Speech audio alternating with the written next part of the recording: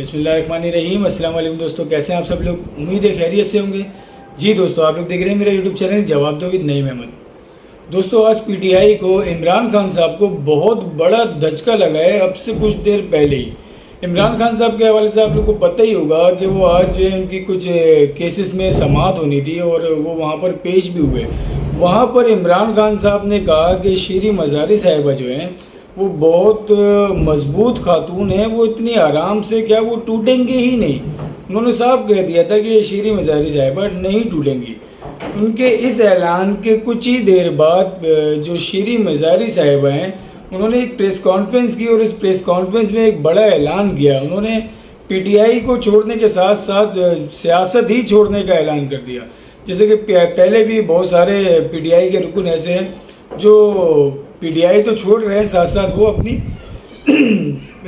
سیاست بھی چھوڑنے کا اعلان کرتے آ رہے ہیں۔ شیریں مزاری صاحبہ نے اب سے کچھ دیر پہلے پریس کانفرنس کی، جس میں انہوں نے فرمایا 12 دن رہائی گرفتاری ہوئی، میری بیٹی ایمان کو آزمائش سے گزرنا پڑا، اڈیالہ میں بیٹی کی ویڈیو بھی دیکھی، اس لیے سیاست چھوڑ رہی ہوں۔ اس کے علاوہ انہوں نے یہ کہا کہ ان کی جو پرائرٹی ہے وہ ان کے بچے ہیں، ان کی فیملی ہے، ان کی والدہ ہیں۔ اس کے بعد پھر دوسرے معاملات ہیں۔ پھر اس کے علاوہ انہوں نے کہا کہ میری جو طبیعت ہے وہ بھی اجازت نہیں دیتی کہ میں سیاست کروں، تو اس وجہ سے میں سیاست چھوڑ رہی ہوں۔ آپ لوگوں کو پتہ ہی ہوگا یہ جو شیریں مزاری صاحبہ ہیں ان کو گرفتار کیا گیا، کورٹ نے حکم دیا ان کو رہا کرنے کا۔ رہا کرتے ہی وہ جیسے ہی اڈیالہ جیل سے باہر آتی ہے ان کو دوبارہ گرفتار کر لیا جاتا ہے۔ پھر کورٹ جو ایک بار پھر ان کو رہائی کا حکم دیتا ہے، پھر جب یہ کورٹ سے باہر آ رہی ہوتی ہیں پھر ان کو دوبارہ گرفتار کر لیا جاتا ہے۔ اسی طرح کر کے ان کو 3 بار جو ہے گرفتار کیا گیا، رہا کیا گیا، گرفتار کیا گیا، رہا کیا گیا۔ تو آج جو ہے بالآخر انہوں نے اعلان کر دیا سیاست سے دستبردار ہونے کا اور پی ٹی آئی کو بھی خیر آباد کہنے کا۔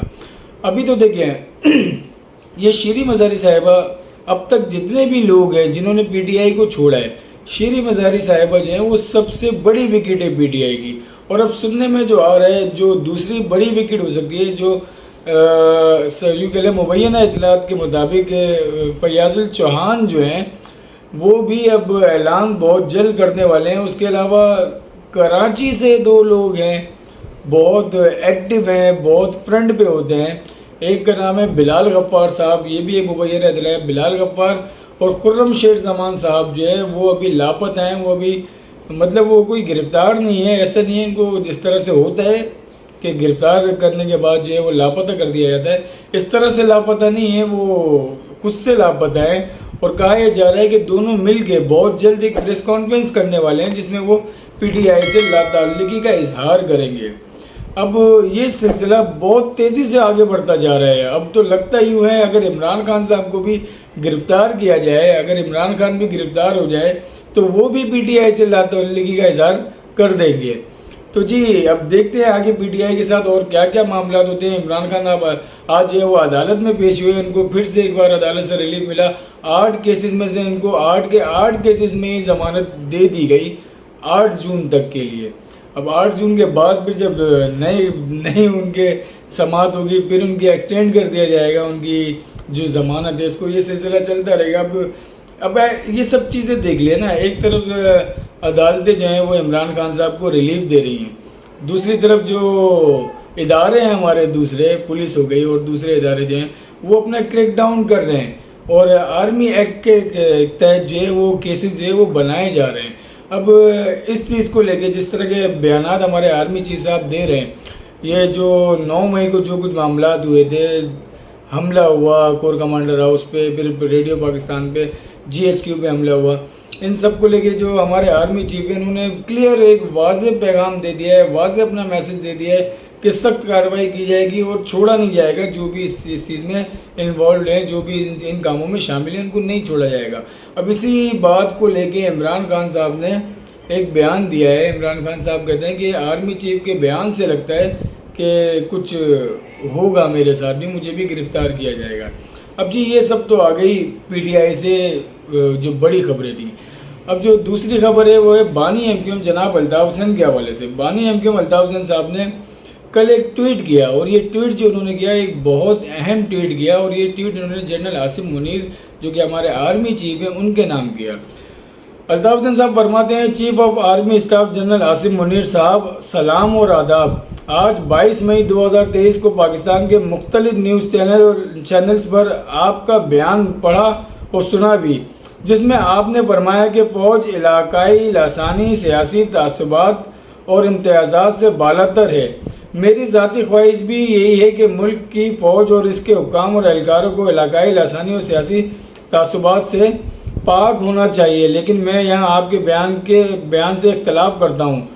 آپ سے مطالبہ کرتا ہوں کہ آپ اپنی مرضی سے فوج کے اعلیٰ حکام پر مبنی ایک کمیشن تشکیل دیں جو کہ کراچی، حیدرآباد، سکر میں MQM کے شہید کیے جانے والے کارکنان کے لواحقین اور 1992 سے لے کر آج تک 2023 تک لاپتہ کیے جانے والے کارکنان کے اہل خانہ کو ایک جگہ جمع کر کے 15 دنوں تک ان سے ملاقات کریں اور آپ کسی ایک جامع اور غیر جانبدار رپورٹ تیار کرنے کا حکم دیں۔ پھر آپ کو اندازہ ہو جائے گا فوج کس حد تک علاقائی لسانی اور سیاسی تعصبات اور امتیازات سے بالاتر ہے۔ محترم عاصم منیر صاحب، MQM حقیقی پاک زر زمین پارٹی اور MQM پاکستان المعروف MQM بہادرآباد کا بنایا جانا ہی اس خود آپ کے بیان کی کھلی نفی کر رہا ہے، کیونکہ بچہ اس اصل حقیقت کو خوب جانتا ہے کہ ان جماعتوں کا خالق کون ہے۔ لہذا آپ سے میرا مؤدبانہ مطالبہ ہے کہ خدارہ آپ یہ کمیشن تشکیل دے کر فوج کو واقعتاً علاقائی لسانی اور سیاسی تعصبات اور امتیازات سے پاک کر دیں اور فوج کو اس کی اصل ذمہ داریوں تک محدود کر کے پاکستان کو بچانے کا کردار ادا کریں اور تاریخ میں اپنا نام سنہرے الفاظ میں لکھوائیں اور دنیا اور آخرت میں ایک نیک کام کرنے کا اجر حاصل کریں۔ یہ ایک بڑا بیان کل دیا، اپنے ٹویٹ کے ذریعے دیا، اپنے ٹویٹر اکاؤنٹ کے ذریعے دیا بانی MQM الطاف حسین صاحب نے۔ دوستو اذانیں ہو رہی ہیں، اذانوں کے بعد پھر کنٹینیو کرتے ہیں۔ خوش آمدید جی دوستو، اور اسی طرح کا ایک ٹویٹ کل بانی MQM الطاف حسین صاحب نے اور بھی کیا تھا، جس میں انہوں نے بات کی تھی جو شہداء ہیں۔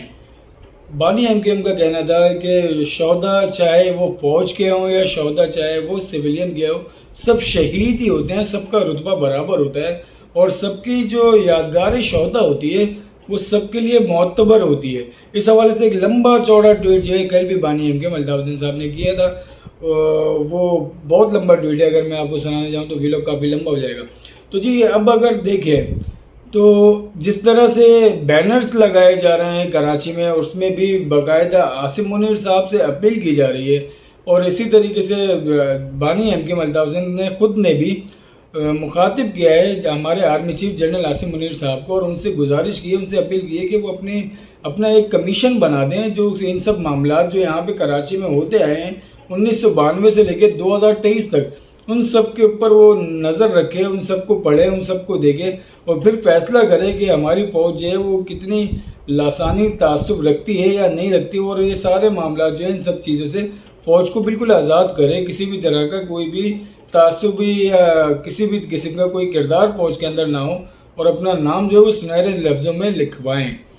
اور جی اس کے علاوہ ایک خبر میں آپ کو اور بھی دیتا چلوں، ایک مبینہ خبر ہے اور یہ آپ میری خبر ہے آپ لکھ کے کہیں رکھ لیں، بہت جلد کراچی سے مافیوں کا سلسلہ شروع ہونے والا ہے۔